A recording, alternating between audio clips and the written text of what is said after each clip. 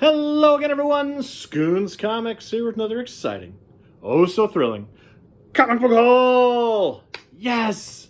Oh my gosh, people! I have a stack of books here that have such good stuff, some wacky stuff, and the oldest comic book in my collection. I bought a Golden Age goodie this weekend, and I could not be more excited about it. First and foremost, half-price books. I should get a paycheck from half-price books at this point in time. They know me. Some are happy when I show up, others not so much. But they had a new shipment in, and I happily dug through. Sadly, they got to the actual store floor before I could actually go through them. So I always have the fear that I missed out and somebody got better books. But I can tell you what they didn't get. They didn't get Space Knights #1. Ooh, I know nothing about this book, but it's from my 90s Marvel days. I always loved these collector's item first issue that they try to get you to pop on this. Jim Starlin written book. I know nothing about it, but I picked it up for $1.50 because I'm crazy. It gets better, I promise. It gets better like, what? Tailspin #1? Disney Afternoon in the house? I think it's a newsstand edition. I don't know if Gemstone, who publishes this? I assume it's Gemstone, but I'm not even sure. I don't know if there's a direct edition of Tailspin #1. This was not my favorite Disney Afternoon cartoon, but it's the first issue. I have a soft spot for the Disney Afternoon shows. I picked it up. Then, George Perez, God rest his soul. That's so sad. But New Teen Titans, one of his great runs, and I always loved this cover. I'm happy to pick this up for $1.50. New Teen Titans #13. The Mystery of the Murdered Doom Patrol. Oh my gosh, that's just a great cover. Like, even if you're not a Doom Patrol fan, like, that's a great cover, and you have to pick that up to see what the heck happened in this book. Grabs you.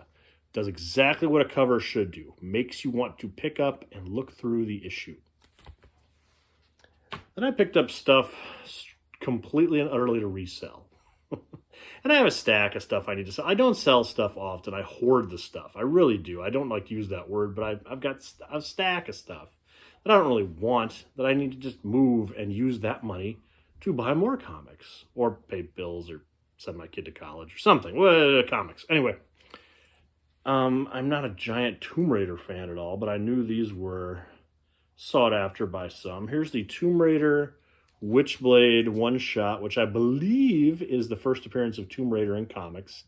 Maybe I'll hold on to that one, but I don't know. I know people go nuts for Michael Turner covers, but I don't think this is that attractive, but whatever. $1.50, happy to pick it up. And then I know people go nuts for Adam Hughes stuff, man. And I like Adam Hughes, but I'm not going to hunt down his books. I don't need them that badly. But I saw these two, and I figured they'd be something good to resell. Tomb Raider #42, featuring this lovely Adam Hughes cover.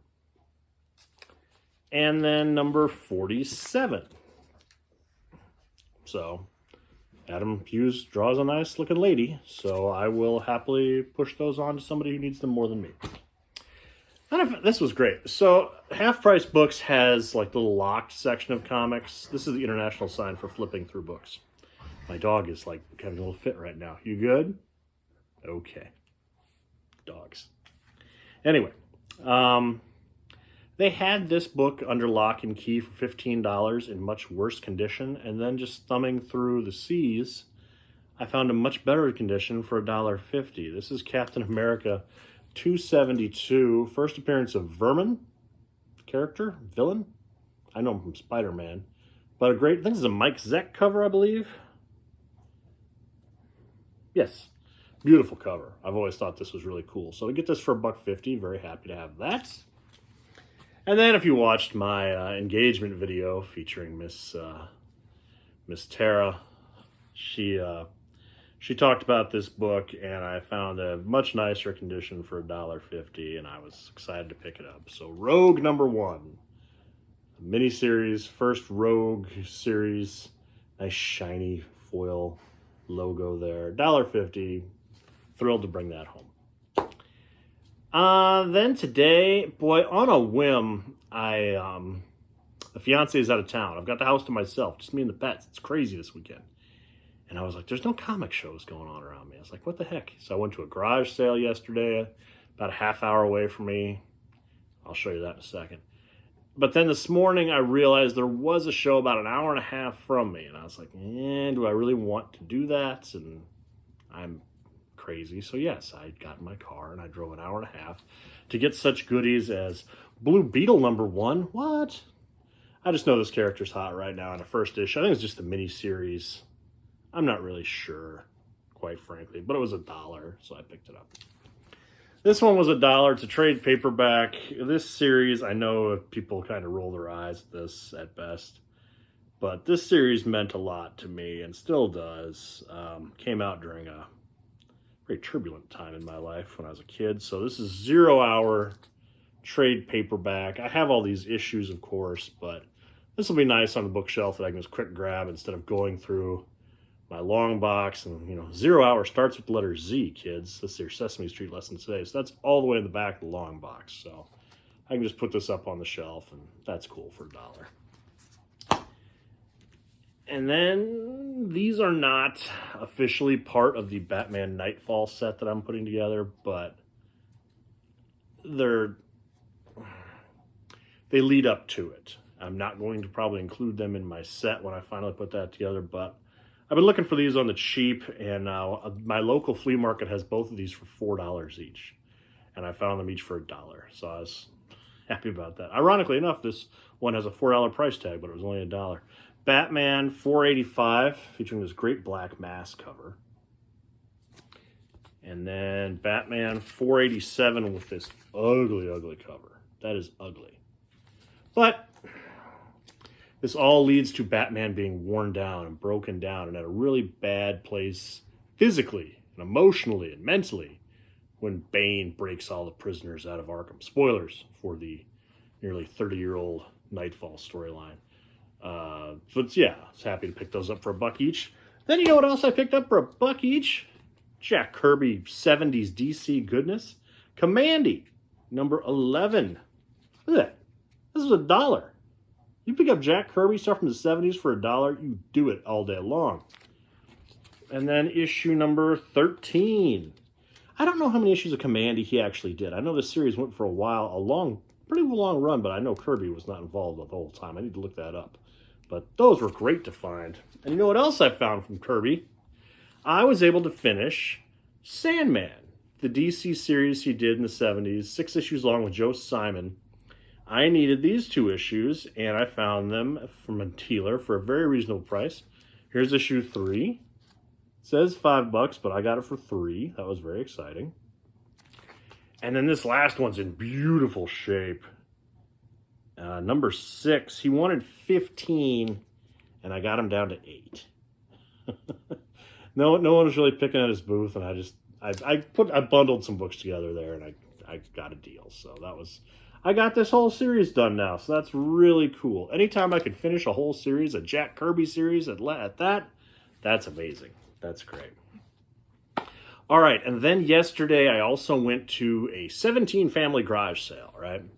And I found this on Facebook, and I'm constantly looking to see what's going on in my area. If anyone says anything about comics, I try to go because I'm nuts. This 17 family garage sale, town about a half hour away from me. One of the people listed comic book collections, but I didn't know which address. So I'm just going up, and as you do for any of these garage sales, I roll up, you look, you don't see comics, and you say, "Hi, do you have any comic books by any chance? I got any comic books hiding in the house?" And then usually they say, "What?" Because they're not expecting anyone to ask for comic books. It doesn't register in their brain. So then they usually say, "No." I go, "Okay, well, I always ask. You guys have good luck today. Thank you." My dog is scratching if you hear his little collar going. Anyway, but they had one guy there that had a huge collection, and he had some great stuff. But first he had a 50-cent bin, which I had to dig through, and I got this one Saturday mornings on CBS, Back to the Future, not for resale. See, it says not for resale there. So this must have been a giveaway somewhere. I don't know when or where, but I was happy to pick that up for 50 cents.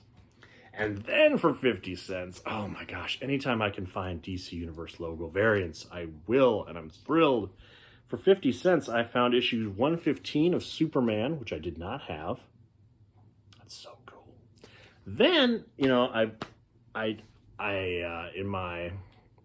one of my previous videos, I made a statement of no stickers on Scoons Comics when talking about the Death Superman run. Second print of one of the comic books has a sticker by the publisher, and I don't count that because I don't, no stickers on my comics. That's not a printed thing by the publisher. I don't count that. But I will count that for these DC Universe logo variants because some of them just have the DC Universe logo sticker put on them. That's so crazy to me. And I've never found one in the wild until yesterday. Superman number 104. Check this out. I don't know if it comes off, but look at that. That's just a sticker over, I think it's a barcode. It's just a sticker, just a printed sticker. 50 cents, 2 DC Universe variant books. Thrilled. And that would have been enough. That would have been worth my half-hour drive, except he had a few wall books, right? Like the big-time books. And they were decently priced. Still much more than I like to spend for comics, as I'm nickel and diming a guy from a $15 book down to an $8 book. But he had some Golden Age stuff, and I don't have much Golden Age stuff. I always want Golden Age stuff, but it's expensive and just out of my range. But he had this one book, and I kept staring it down. And he had a price tag that was still, it was a really good, fair price. And I'm looking at it, and I'm like, I got to think about it. I'll be back. He's like, okay, Matty, no problem. So I leave. I go to my car. I check out the rest of the garage sale, see if there's no more comic books in any of these places, do some research on my phone quickly, and see that this, from what I can get the grade of this thing in my mind's eye, this is a really good deal. So I go back. He offers to take it out of the bag for me, show it to me. He does, and it's complete. The staples are attached. I'm just going to show it. And I asked if he could do a little bit better deal. I got this for just under $100, which is a ton of money for me to spend. It makes me choke up a little bit saying that much. I don't know how people drop money on that. But anyway, Tip Top Comics number 41 from 1939. 83-year-old comic book, the oldest thing in my collection by far. I think my next oldest is like 1941. I got a couple issues of Headline Comics. This is a beautiful cover. This is at least a 4.0. Not that I'm a big grader. Like, I'm not going to send this out to CGC or anything like that. I already flipped through it. This is great. So in the Golden Age, if you're watching this, you know, but I'll humor the people that maybe don't. I don't know. So originally, comic books did not have a lot of original material. Like, this is a collection of newspaper strips, all just reprinted, right? So they just put a new piece of art for a cover, and there's a text piece in here. Something to do with the legislation to get things on newsstand had to have a certain amount of print, just actual writing, text. So there's like a 2-page story in here that's just text, and then the rest of it's all just comic strip reprints. But this is beautiful. This is a beautiful comic book. The colors are great. To have these blacks not all torn up and beaten and color broken. I mean, there's some spine damage. It's not perfect, but this is easily a 4.0 in my mind's eye. And I just love it. I'm so excited to have this. I'm driving home. I'm giddy. That's beautiful. This comic book survived. You know what? I'm not going to open it because I don't want something tragic to happen. But on the inside front cover, in pencil, it's written, "To Paul from Jim." I don't know who those people are, but I love that that's in here. Like Jim got this for Paul, right? It's just a sweet thing. In 1939, somebody picked this up for somebody else, and it survived. It survived all this time to make it into a garage sale that I went to and I bought and I put it on and I brought it home. And now you all are seeing it and enjoying it. And God, comic books are fun. How do you know? Who doesn't think this is fun? This is so cool. Okay. And that's what I got. Oh, you know what? No.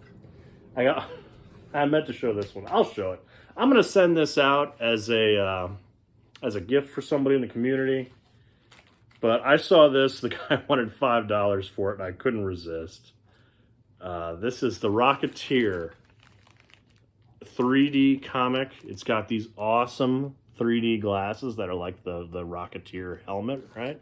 And then a little tape, like cassette tape. Look at that. Neil Adams art, still sealed in the bag. And I had to get it, but then I thought, I'm like, I love the Rocketeer, but there are others that love the Rocketeer more. So I'm gonna send this out. But it's a really cool thing. I should have shown this before the Golden Age book, but you know, Rocketeer. All right. That's what I got today, guys. Everybody be safe, be well, and I will talk to you soon.